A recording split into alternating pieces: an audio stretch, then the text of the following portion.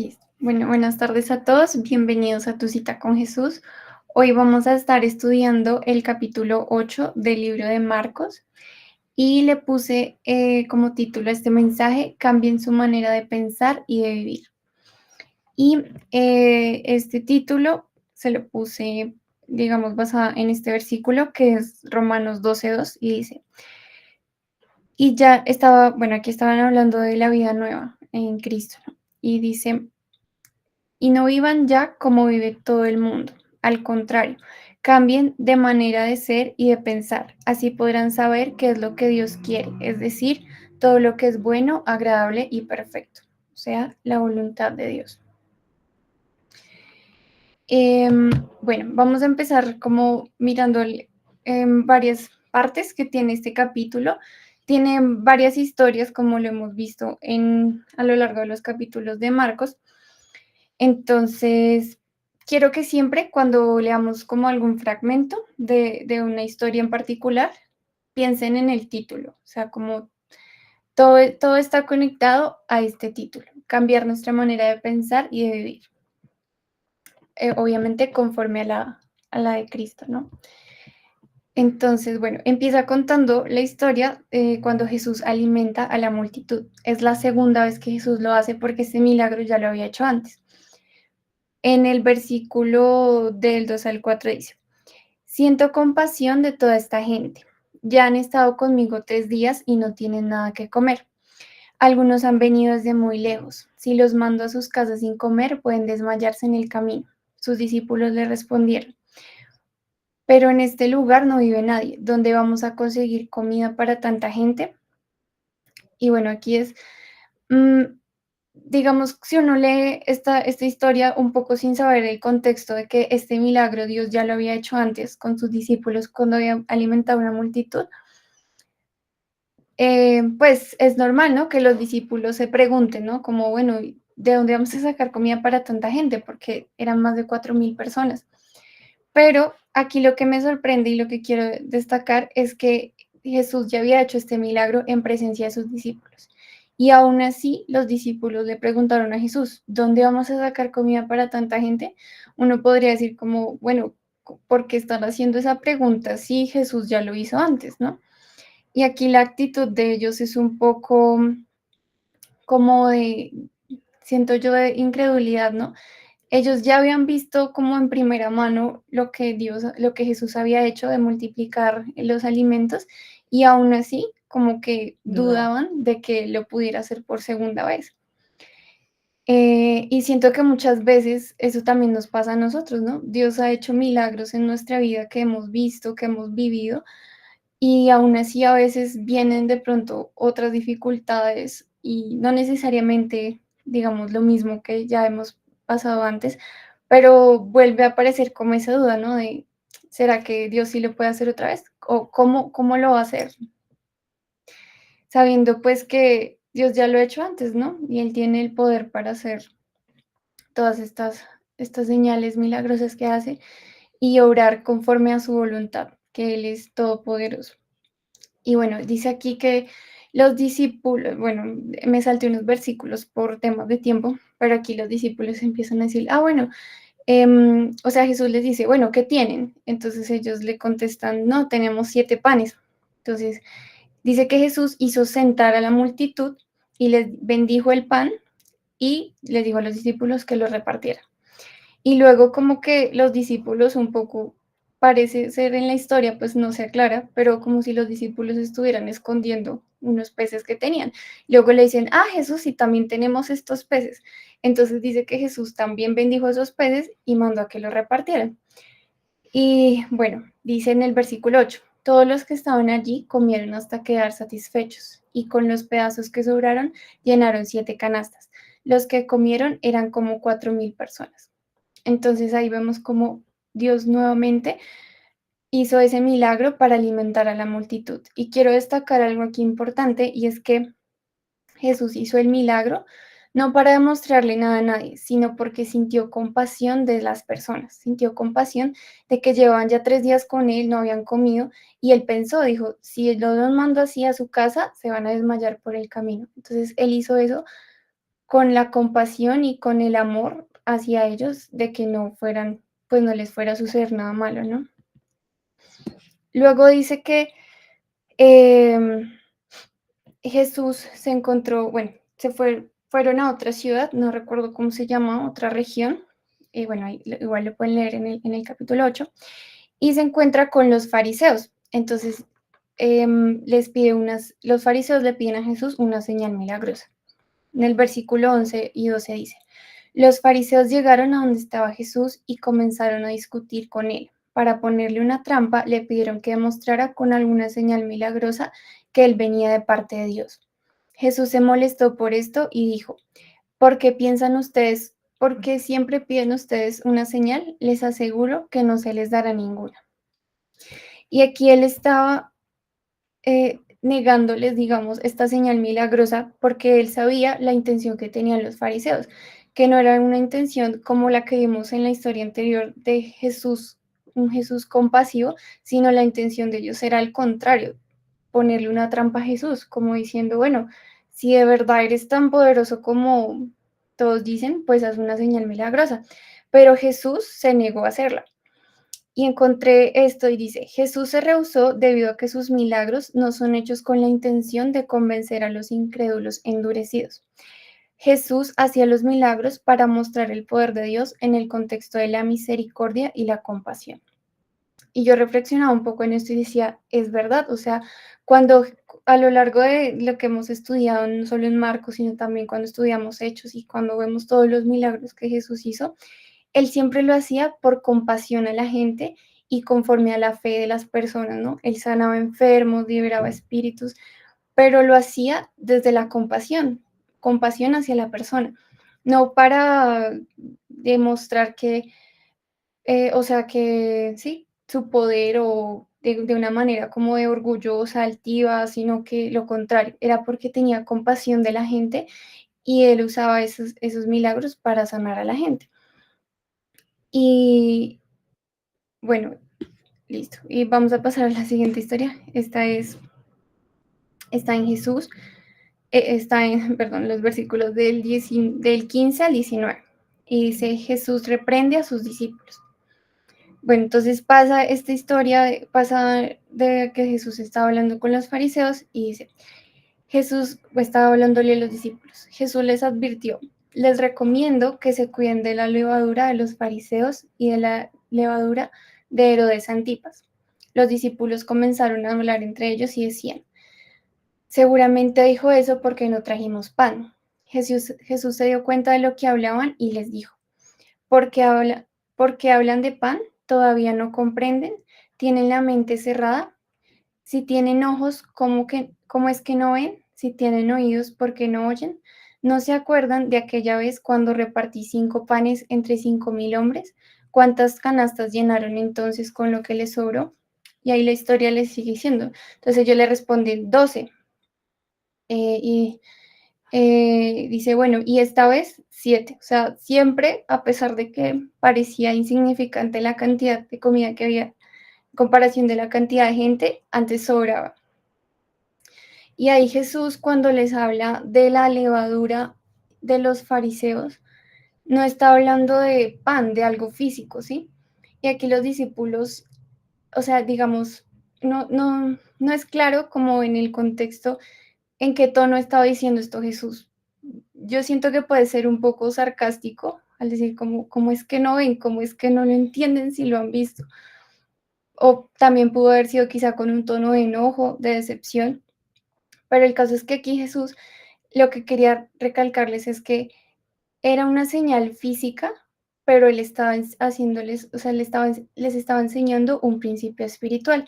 Y cuando él hablaba de la levadura, él no estaba hablando de literalmente el pan, sino que en aquella época, para fermentar el pan, lo que hacían era que pues tenían una masa leudada y reservaban un pedacito de esa masa para leudar la siguiente y la unían como a la masa que ya habían hecho para que esta leudara y así, como que iban separando un pedacito y usaban el resto para leudar la siguiente y así sucesivamente.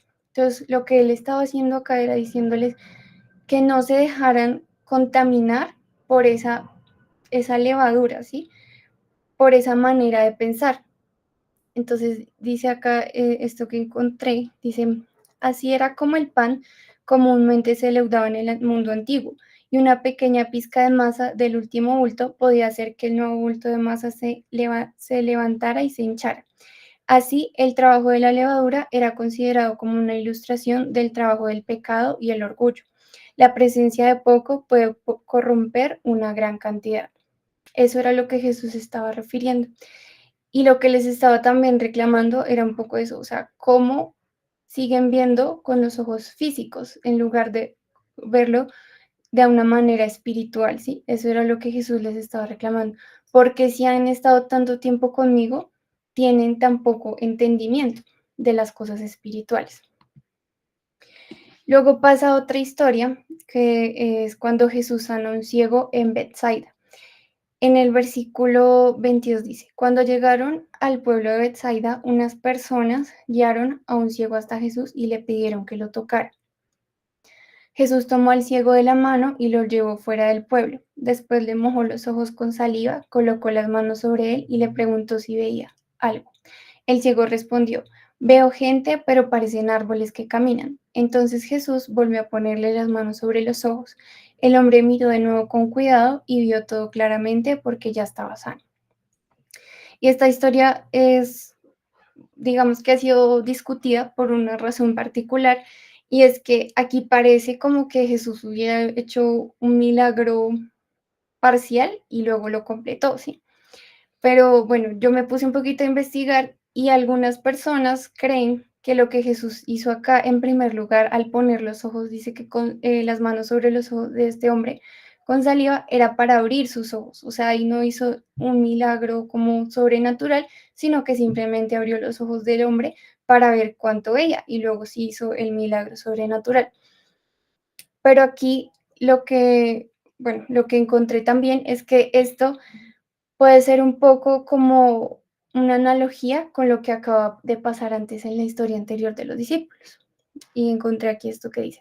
Jesús probablemente escogió este método en este momento como una ilustración a sus discípulos, mostrándole en aquel momento que su ceguera espiritual, mostrada en el pasaje previo, sería sanada, pero de manera gradual. Entonces, siempre Jesús hacía milagros físicos, pero más allá de lo físico, él quería enseñar un principio espiritual, ¿sí? Y para que la gente tuviera fe. Y por compasión a la gente, no para demostrar su poder delante de los incrédulos, ¿sí? Bueno, luego más adelante, entonces llega Jesús y le pregunta a sus discípulos. Em, Dice, en el camino Jesús les preguntó, ¿qué dice la gente acerca de mí? Los discípulos contestaron, algunos dicen que eres Juan el Bautista, otros dicen que eres el profeta Elías, hay otros que piensan que eres alguno de los profetas. Entonces Jesús les preguntó, ¿y ustedes qué opinan? ¿Quién soy yo? Y Pedro contestó, tú eres el Mesías. Y aquí quise añadir esta parte que está en, ah, sí, aquí en Mateo 16, que es como la misma historia, pero es de otro evangelio. Entonces dice que Jesús, esta parte no está incluida en Marcos, pero sí está incluida en Mateo. Dice, Jesús respondió, bendito eres, Simón, hijo de Juan, porque mi Padre que está en el cielo te lo ha revelado. No lo aprendiste de ningún ser humano. Ahora te digo que tú eres Pedro, que significa roca, y sobre esta roca edificaré mi iglesia, y el poder de la muerte no la conquistará. Y te daré las llaves del reino del cielo. Todo lo que prohíbas en la tierra será prohibido en el cielo, y todo lo que prohíbas en la tierra, todo lo que permitas en la tierra será permitido en el cielo. Entonces aquí Jesús se dio cuenta que Pedro habló, o sea, respondió esta pregunta porque le había sido revelada por Dios. Y aquí hay algo importante, es que Pedro y los discípulos sabían lo que realmente significaba el Mesías, ¿sí? Porque les había sido revelado por Dios. Pero en el contexto de aquella época, muchas personas, antes de que pues llegara Jesús, se había anunciado de que vendría el Mesías. Y estas personas no pensaban en el Mesías como Jesús, como de una manera espiritual, sí, que vendría a traer salvación para sus almas, sino que ellos pensaban en el Mesías como un líder religioso, como un líder político, que traería como libertad al pueblo de Israel, que se levantaría contra los enemigos y les daría como esa victoria, ¿sí? Ellos no, por eso era que cuando Jesús venía y decían como que era el Mesías, ellos se burlaban de él, porque decían, este hombre, ¿cómo va a ser ese Mesías que va a traer esa victoria, que va a gobernar? Eso no puede ser este hombre, ¿sí? Pero porque ellos lo estaban viendo de una manera humana, ¿sí? Desde un pensamiento humano. Y bueno, después de que Jesús hace esa pregunta como para entrar en contexto con los discípulos, dice, Jesús comenzó a anunciar a sus discípulos lo que iba a pasar. Yo, el Hijo del Hombre, voy a sufrir mucho, seré rechazado por los líderes del pueblo, por los sacerdotes principales y por los maestros de la ley. Me van a matar, pero 3 días después resucitaré. O sea, él les cuenta cuál era el plan de Dios. Y aquí esto me sorprendió mucho porque resulta que Pedro lo escucha y una vez es, pero Jesús, ¿cómo dices eso? Entonces lo reprende, o sea, dice acá en versículo 32 de Marcos 8. Como Jesús habló tan claramente de su muerte, Pedro lo llevó aparte y lo reprendió por hablar de eso. Pero Jesús se volvió y frente a todos sus discípulos regañó a Pedro. Pedro, estás hablando como Satanás. Apártate de mí, pues no entiendes los planes de Dios. Te comportas como cualquier ser humano. Y esto me impactó mucho. De hecho, hay otra versión que dice, eh, no dice, estás hablando como Satanás, sino que le dice, fuera de aquí, Satanás. O sea, directamente le dice así a Pedro. Yo decía, pero ¿cómo es posible que le esté hablando así a Pedro si hace, o sea, unos versículos antes, un momento antes en la conversación, estaba diciendo, Pedro, tú serás la roca sobre la que edificaré mi iglesia, ¿sí? Y es que acá lo que pasa es que Pedro tenía buenas intenciones, aparentemente, ¿no? Seguramente él estaba pensando como, no, pero Jesús, ¿cómo va a declarar eso de muerte sobre su vida? No, eso no puede ser así. Pero él estaba pensando desde una perspectiva humana. ¿Cómo vas a morir? O sea, no, eso no puede pasar. Pero aquí lo que Jesús reprende es que él estaba poniendo o sea, estaba viendo el mundo físico, no estaba viendo más allá. Y Jesús tenía que morir porque ese era el plan de Dios desde el principio. Jesús vino a ese mundo sabiendo que su propósito era morir, ir a la cruz. Entonces, eso es lo que le reprende Jesús a Pedro. Y de hecho, aquí lo que está haciendo un poco Jesús es como cortando de raíz ese pensamiento de Pedro, como eso no viene, ese pensamiento no viene de Dios, eso viene del enemigo, de Satanás, que quiere que el plan de salvación no se lleve a cabo. Y dice en Mateo 16, entonces el versículo 22, entonces Pedro lo llevó aparte y comenzó a reprenderlo por decir semejantes cosas. Dios nos libre, Señor, eso jamás te sucederá a ti. O sea, esto es como otra versión de lo que le dijo Pedro, que está en Mateo 16. Y era justamente eso, ¿no? Como, sí, él, pues igual, yo creo, ¿no? Si uno escucha decir a alguien, no, es que me voy a morir, pues obviamente uno pensaría como, no, pero ¿por qué dices eso? Tú no te vas a morir. Pero Jesús sabía cuál era el plan y también Jesús se lo había ya revelado a sus discípulos. Eso es como lo más increíble, ¿no? Que no es que Pedro no supiera el plan, porque Jesús hace un instante se lo había dicho, sino que dejó que Satanás trayera ese pensamiento de que la muerte era algo malo. Y también traje esta parte que encontré. Dice, Pedro es un ejemplo perfecto de cómo un corazón sincero acoplado a la manera de pensar del hombre, conduce al desastre. Entonces, aunque pensemos que estamos actuando de buena fe, con buenas intenciones, si nuestra manera de pensar está acoplada a la manera de este mundo, entonces podemos ser usados por el enemigo para traer destrucción o para, bueno, no frustrar, pero para traer como tratar de que la voluntad de Dios no se haga, ¿sí? Tratar de que como ¿cómo se dice? Como de evitar el plan de Dios y evitar la voluntad de Dios. Y por eso es tan importante que nosotros estemos, o sea, por eso el título, ¿no? De cambien su manera de pensar y de vivir. Porque no se trata solamente de pensar, yo tengo buenas intenciones. Se trata de pensar como Jesús piensa, de cambiar nuestra manera de pensar y de vivir conforme a la de Cristo. Y bueno, ya para terminar, este es el Marcos, el capítulo 34, aquí está en la Nueva Traducción Viviente. Dice, entonces llamó a la multitud para que se uniera a los discípulos. O sea, él se fue aparte con Pedro, pero volvió otra vez y se reunieron todos. Y dijo, si alguno de ustedes quiere ser mi seguidor, tiene que abandonar su propia manera de vivir, tomar su cruz y seguirme. Si tratas de aferrarte a la vida, la perderás, pero si entregas tu vida por mi causa y por causa de la buena noticia, la salvarás. ¿Y qué beneficio obtienes si ganas el mundo, pero pierdes tu propia alma? ¿Hay algo que valga más que tu alma? Si alguien se avergüenza de mí y de mi mensaje en esos días de adulterio y pecado, el Hijo del Hombre se avergonzará de esa persona cuando regrese en la gloria de su Padre con sus santos ángeles. Entonces, hay otra versión que dice que el que quiera seguirme, niéguese a sí mismo, tome su cruz y sígame, ¿sí? Y acá quiero resaltar una cosa, ¿qué significa la cruz? O sea, ¿qué significa negarse a sí mismo y tomar nuestra cruz? La cruz muchas veces se ha interpretado quizá como algo, se tiende a espiritualizar, ¿no? Como el símbolo de la cruz, pero lo que representa la cruz en realidad es muerte, porque la cruz era un elemento que utilizaban para asesinar a las personas, a los criminales. Cuando los condenaban, los obligaban a cargar su propia cruz y ahí mismo los crucificaban. Entonces, lo que representa esa cruz es muerte.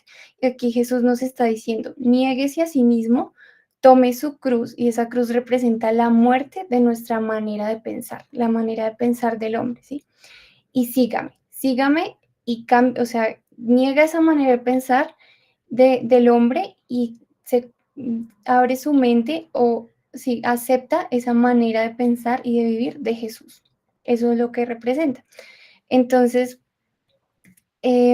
aquí también encontré algo muy bonito y es que hacían una analogía. Decía, tú no pierdes una semilla cuando plantas, aunque pareciera muerta y enterrada, pero liberas a la semilla hacia aquello cuyo propósito tuvo desde el inicio. O sea, eso es lo que de alguna manera también se puede hacer como esa analogía, ¿no? Como plantar esa semilla no significa que la semilla va a quedar ahí enterrada, sino que necesita ser plantada para que pueda crecer y realmente cumplir el propósito, dar frutos. Entonces, eso es lo que estaba enseñando Jesús y quiero que se den cuenta cómo todas estas historias, aunque quizá parecen un poco diferentes en principio, tienen eso en común, que todo el tiempo es Jesús llamando a cambien su manera de pensar y vivir. No piensen como piensa este mundo, sino como Jesús nos enseñó, como Jesús piensa, ¿sí? Y por último, quiero cerrar con este versículo que está en 1 Corintios capítulo 12. Dice, son versículos del 11 al 14. Nadie puede saber los pensamientos de los demás. El único que sabe los pensamientos de alguien es el espíritu que está dentro de él. Igualmente, nadie sabe los pensamientos de Dios sino el espíritu de Dios. Nosotros no hemos recibido el espíritu del mundo, sino el espíritu que viene de Dios. Para poder entender lo que Dios nos ha dado, cuando hablamos de eso, no usamos las palabras que nos enseña el espíritu, nos enseña la sabiduría humana, sino las que nos enseña el espíritu. Usamos palabras espirituales para explicar lo espiritual. El que no es espiritual no acepta lo que viene del Espíritu de Dios porque le parece una tontería. No puede entenderlo porque eso tiene que juzgarse espiritualmente.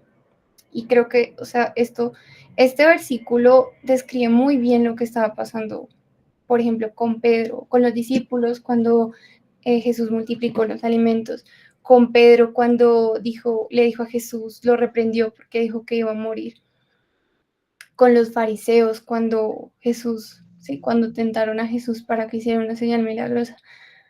Todo eso era porque ellos estaban tratando de discernir lo espiritual con una mente humana, con un pensamiento humano.